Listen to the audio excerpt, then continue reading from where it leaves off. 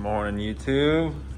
I don't really have much of an intro today, but today we got my buddies J-Front, Integra GSR here. We're going to be doing a B20v Tech turbo on it and a couple of other supporting mods as far as, I guess, preventative maintenance and just general maintenance in itself.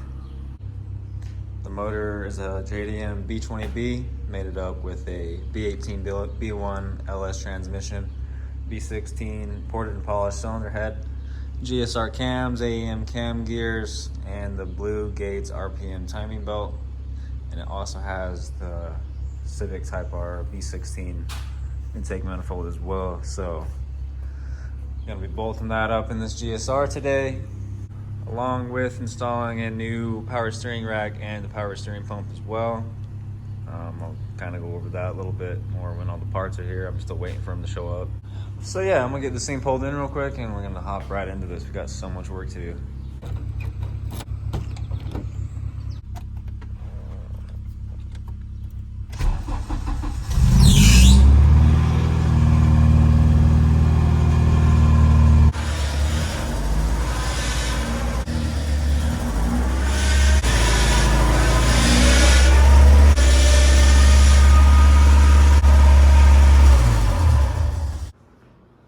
So I'm sure you guys could probably tell by the video of the startup and pulling the car in.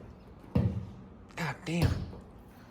Anyway, I'm sure you guys could probably tell that his power steering pump is pretty smoked. And I went ahead and just recommended he does a pump and a power steering rack at the same time, just because I would hate to have him put a new pump in it and have there be a lot of metal shavings within the power steering rack, and potentially take out the new pump, and these pumps are not very cheap. So got this kid a power steering rack, power steering pump, all Honda genuine fluid. Seeing as how you run a Honda pump, they strongly suggest you run a Honda pump. So if you guys are ever in the market for that, keep in mind Honda pump, Honda power steering fluid.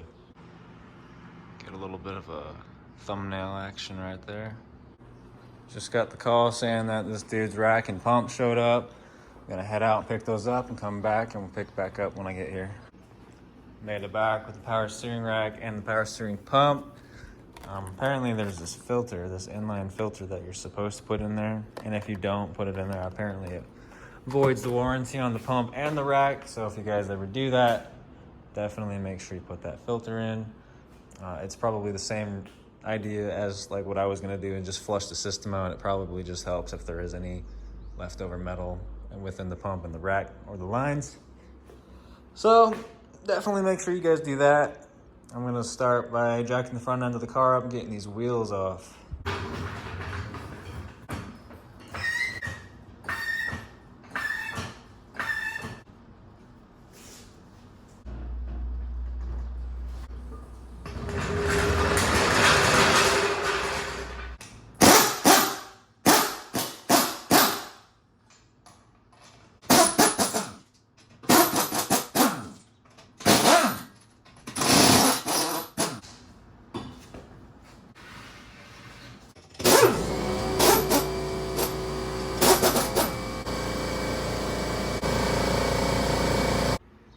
Before I forget, always make sure you disconnect your negative battery terminal.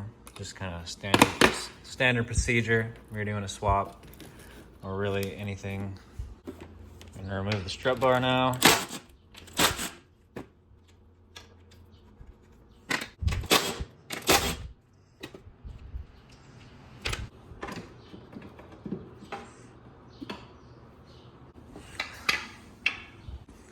Gonna get the coolant drain now.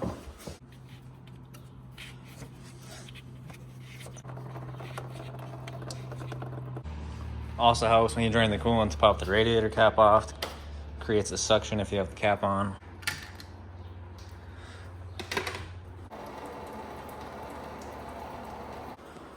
While the coolant's draining, I'm gonna start moving simple things like this coolant expansion tank, the upper and lower radiator hose as the coolant drains more, or move the hot air intake. And then move over, take care of all this power steering stuff. A lot of fluid's gonna leak out of the lines. I did notice though, There's no fluid in the reservoir, so that explains why the pump sounds the way it is. So good thing we're replacing that and the rack as well. I'm probably gonna set up the phone somewhere and do a time lapse. It's a little difficult to do all the work and film at the same time.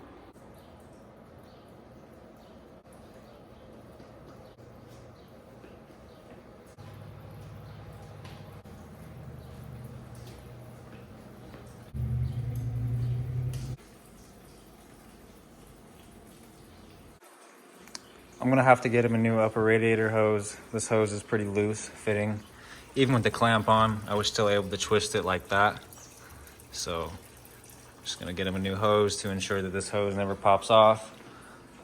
Conveniently enough, I have one right here. Much nicer hose. It's almost a brand new hose. I bought it like 3 years ago when I first put this motor swap in my old Integra. So it doesn't really have many miles on it, so that'll be a lot better.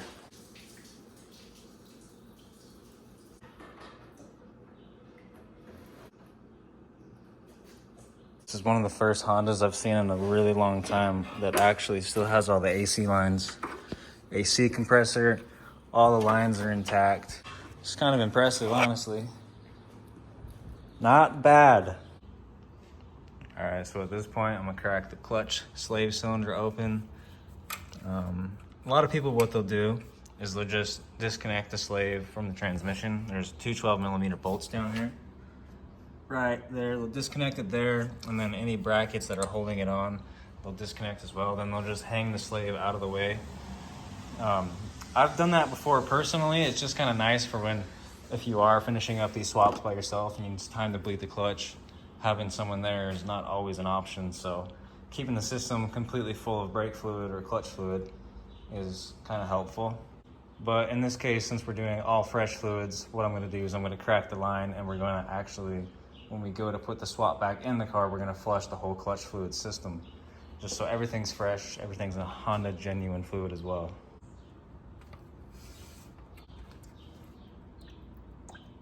Just gonna let that drain. We're not gonna push the clutch, we're just gonna let it gravity drain. And once it finishes its dripping cycle here, we're gonna disconnect all the lines after that. And then disconnect the lines over here as well. This fluid's pretty nasty looking anyway, so it's a good thing we're doing this. Haven't had a whole lot really film worthy. Just been disconnecting some of the harnesses. Got all that knocked out of the way. There is this piece of the charge harness that goes into the fuse box. Gotta disconnect that, disconnect this fuel line, just tuck that up out of the way. I've seen some people really overcomplicate disconnecting the throttle body, the throttle cable. So I'll just show how I do it. Just wind this bolt out all the way. Just pull it off like that. So I don't exactly know how people have struggled with that. That was pretty simple. Gonna disconnect that fuel return line right here.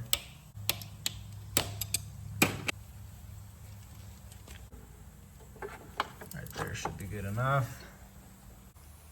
I already went ahead and did it, but there's a 12mm bolt right here, 12mm bolt right here, and that's gonna loosen your power steering pump. It's gonna make it pivot, just like this. So that's how you get your belt tension. Like I said, I already pulled the belt off. It's laying right there on the floor. That's just kind of showing you guys how to go about that. There's a line right here. Pull that line off too.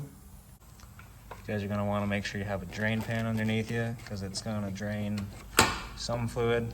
With this one not having much fluid in the reservoir already, not going to lose a whole lot, but there still is enough to make a mess on the floor. Gonna pull this whole pump off now. I like to take most, if not all, the accessories off. It makes it a little bit easier to pull the motor out.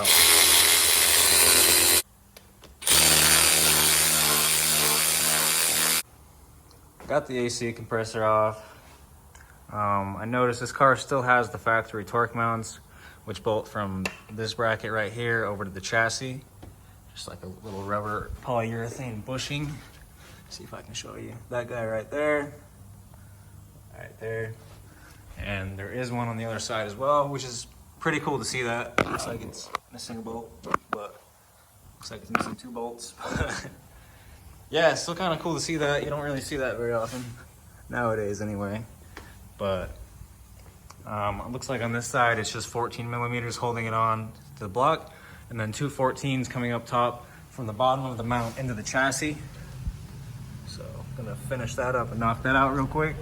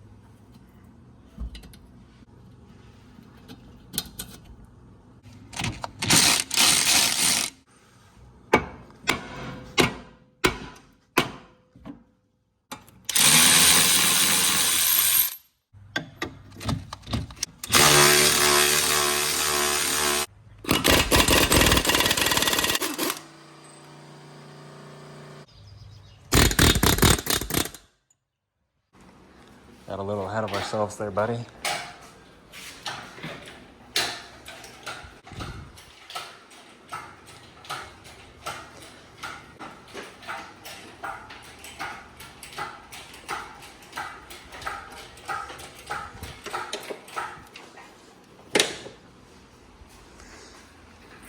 Not bad, dude. Yeah, these wheels suck.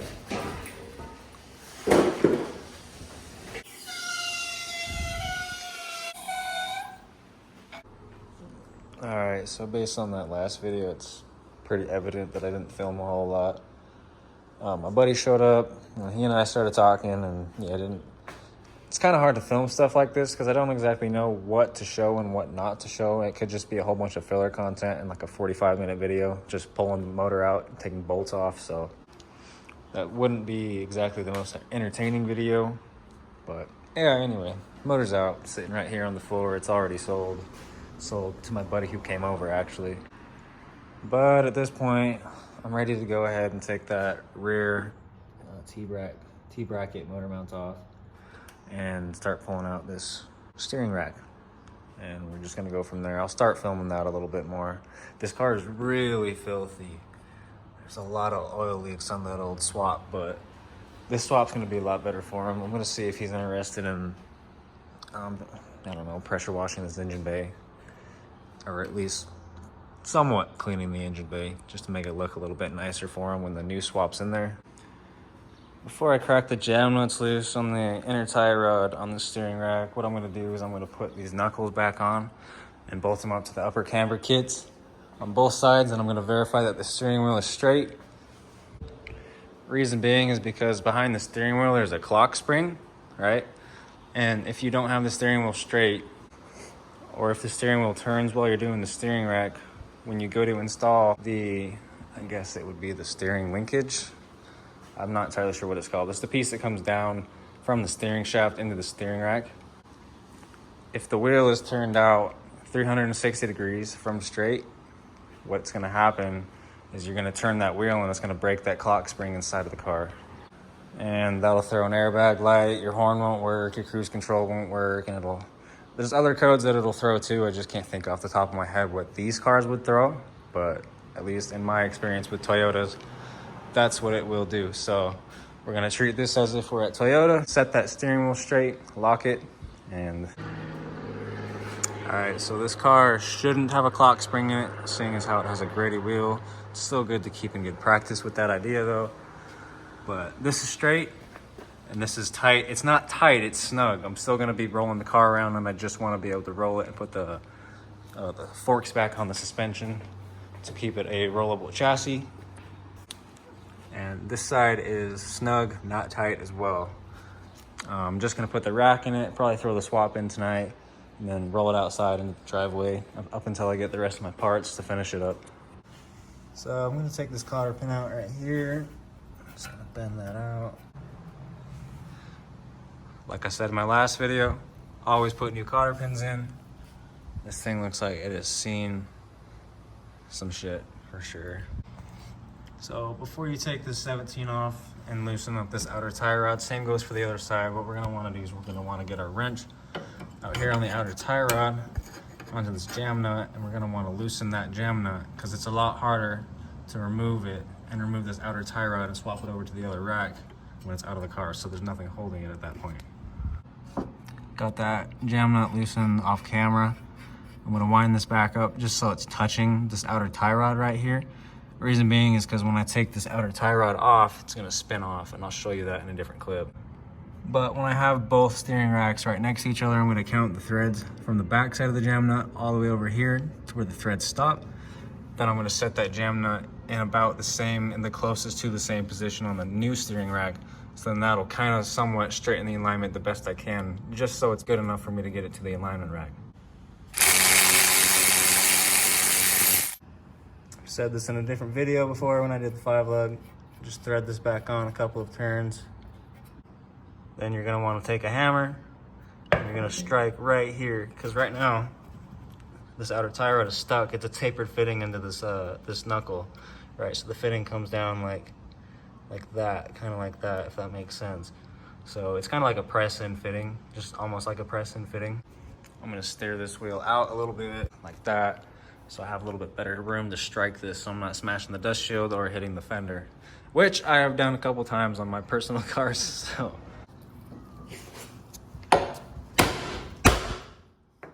Just like that. Looks like this dude could use some outer tire rods one day. These guys are a little sad. Yeah, this guy's blown, man. You guys can see that. This rack is completely gone. This bellow is torn. I haven't checked out the other side yet. Then we'll move on to the driver's side, do the exact same thing we did in those last clips.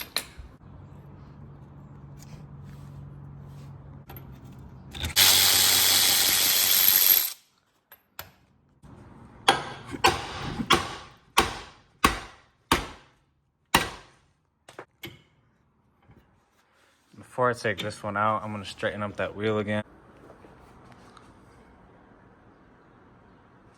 Okay, that should be straight. Can't check on the other side because everything's already off, but we can see here, it's straight.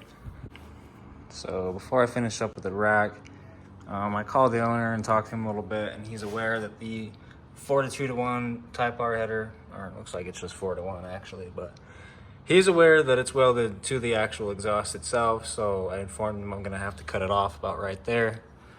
And before I start working on this rack anymore, I'm gonna do that real quick.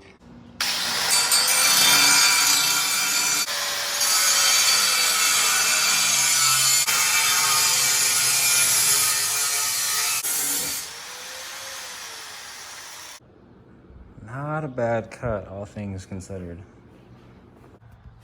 I'm gonna take this brace off right here real quick. It's just 2 14s right there, and then 2 14s right there as well. Give me a little bit better clearance for that rack.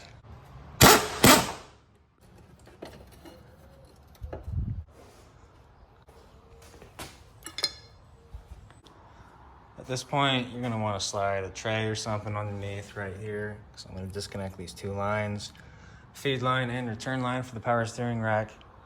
And they're definitely gonna leak some fluid out. So we got a 17 mil right there on that top fitting, and then this lower fitting is a 14 mil.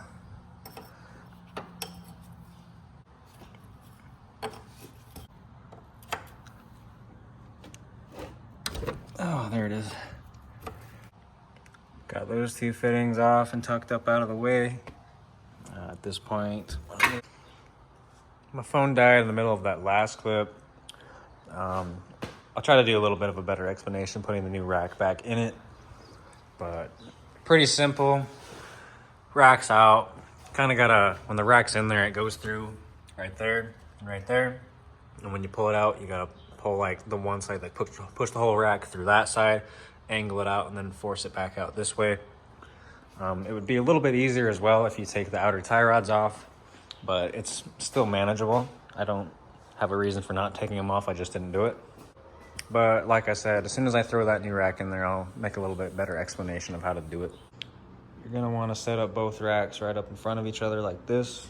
First thing I'm gonna do is put the outer tie rods on and the jam nuts on as well. They come with these little thread protectors. You just screw them off. Start with the passenger side outer tie rod and you just spin it off. Okay.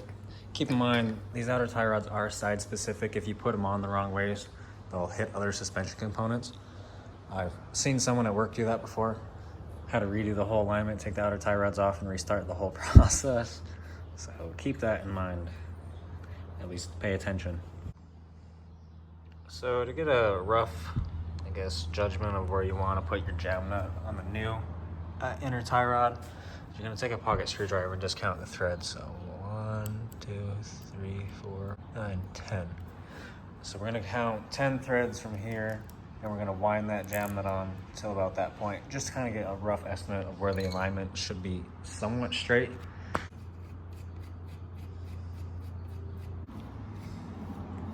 Don't need to worry about tightening these until it's inside the car. It's gonna be extremely difficult to keep the whole rack secure and tighten it at the same time. All right, we'll do the same thing on the other side. Count the threads. Gotta clean up all this dirt a little bit. Let's see, we got 1, 2, 3, 9, 10, 11, 12 threads.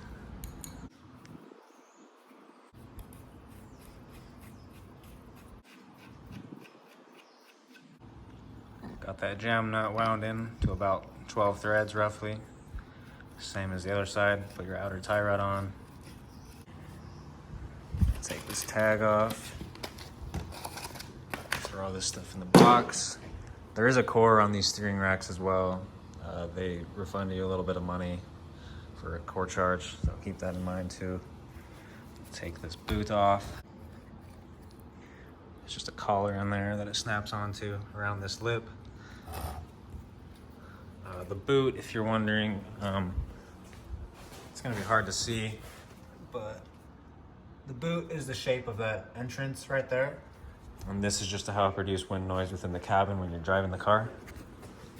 I guess you don't have to run it if you don't want to, or if you don't have it, it's not overly big a deal, but if you don't want to hear the wind noise, consider getting one or installing the current one.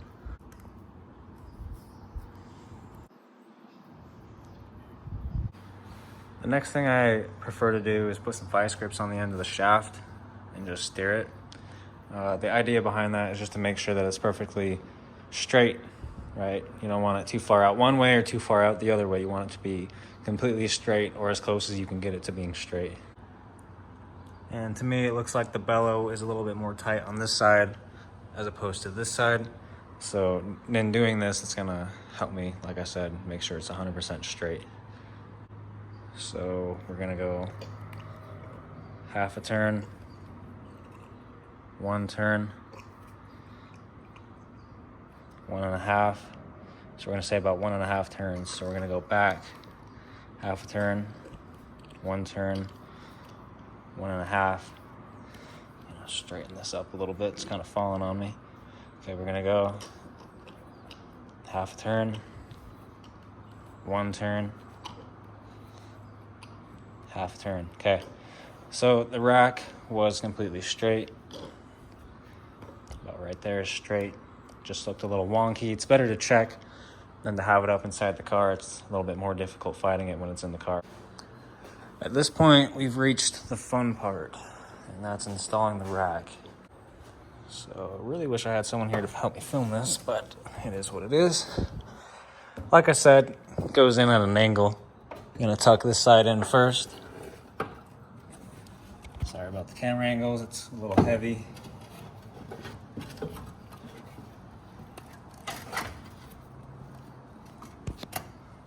Okay, so you tuck this end in first, then you tuck this side in.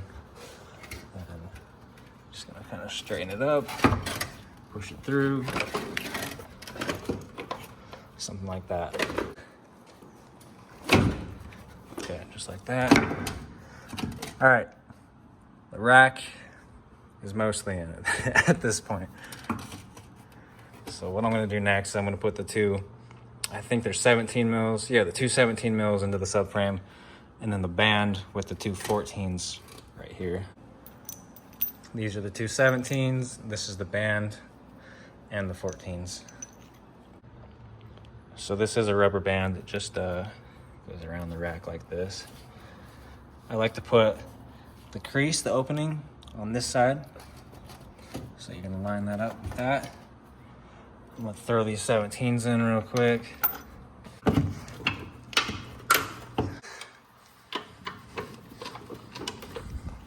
Got that first one started, gonna do the lower one now. So this is at kind of an angle right here, so I'm gonna have to pick it up with my knee, like that. Help line that bolt up with the hole. And also, if you guys are interested, using a socket will help you thread these in so much easier. I like to thread at least 4 to 5 threads before I put a gun on something. Gonna work on the band now. Just gonna kind of push it over a little bit. It's about right where I want it to be. Then you just slide it up, just like that.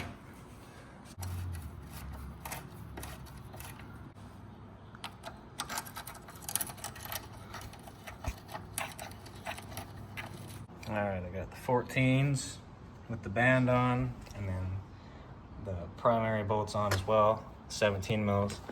I'm gonna hit these guys with an impact now.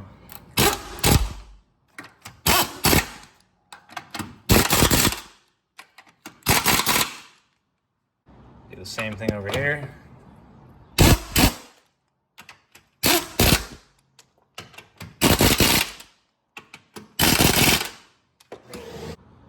I'm gonna put my power steering feed and return lines on now. Remember, this 14 goes on the bottom. You always want to be careful with these power steering feed and return lines. They're very, I guess, I don't even know if what they're made out of. It seems like they're almost made out of brass. It doesn't take much to mar the threads a little bit. So in that case, you'd have to get a new rack if you messed up any of the threads on this, but it's just another thing to keep in mind.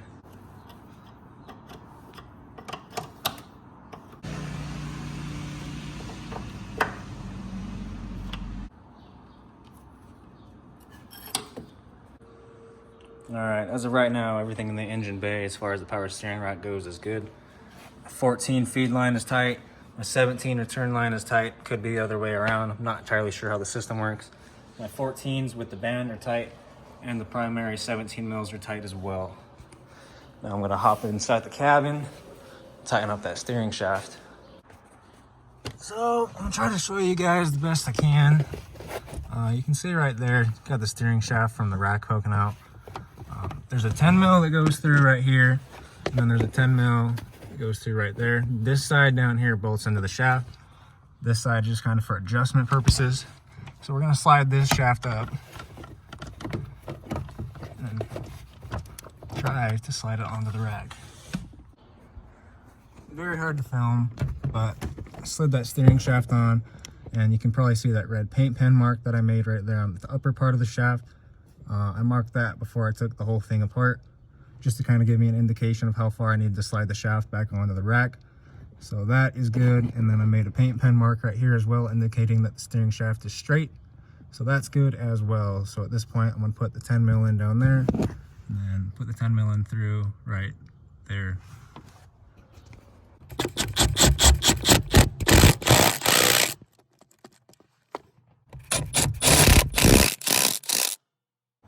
And just another thing that I like to do, especially on stuff like this, just a little bit of a paint mark. Just like that. And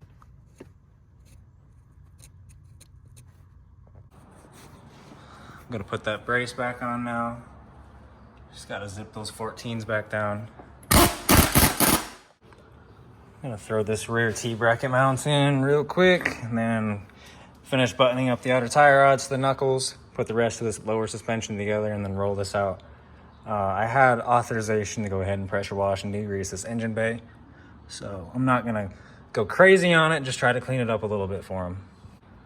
All right, so we're good. Let's put this outer tie rod in the knuckle. My camera's really dirty right now.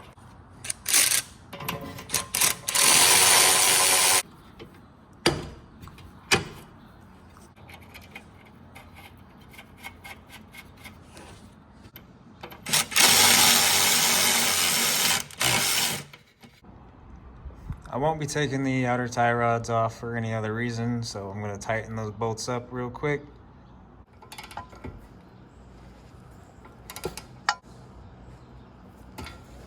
I don't have any cotter pins with me right now, but if you look, very hard to see, you can see that hole lining up with the castle. This nut is tight. I'm going to get all new cotter pins for this. I just don't have them with me at the moment, but when I install them, I'll be sure to make a little short clip of it.